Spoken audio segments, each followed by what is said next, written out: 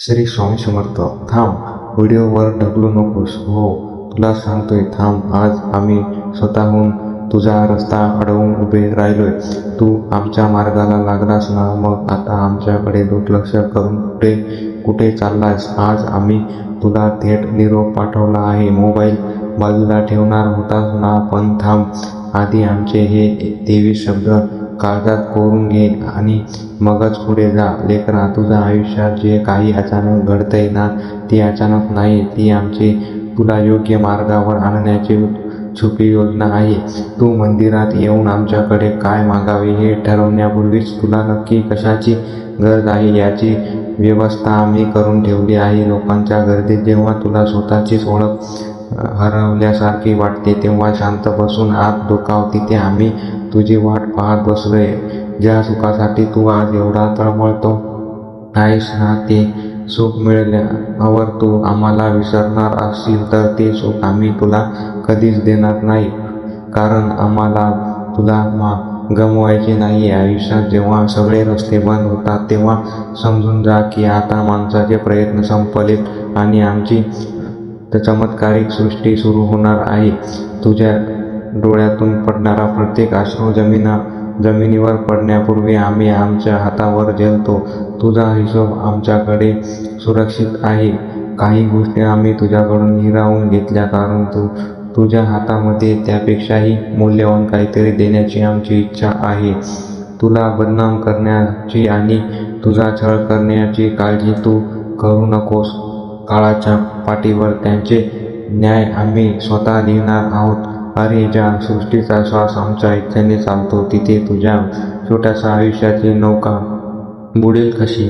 मनातील भीती काढून टाक. तू फक्त श्री स्वामी समर्थ हा एकच मंत्र श्वासात गोवून घे. तुझ्या प्रारब्धाचा रेषा बदलण्याची जबाबदारी आमची.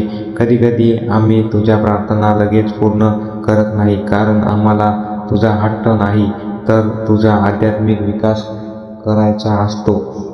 जगाला दाखवण्यासाठी भक्ती करू नकोस. रात्रीच्या एकांतात जेव्हा कोणी नसेल, तेव्हा मारलेली एक हाकही आमच्यापर्यंत थेट पोहोचते.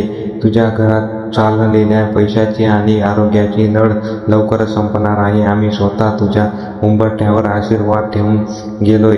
लोकांनी तुला नाकारले, सोडून दिलं, मग आनंद मान, कारण आता तुझ्या आयुष्यात फसव्या माणसांना जागा उरलेली नाही.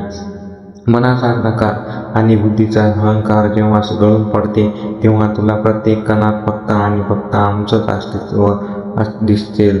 तू ज्या संकटाला आज अक्राळ विक्राळ समजतो आहेस ना, ती संकट म्हणजे आमची तुला जवळ घेण्याची एक सुंदर युक्ती आहे.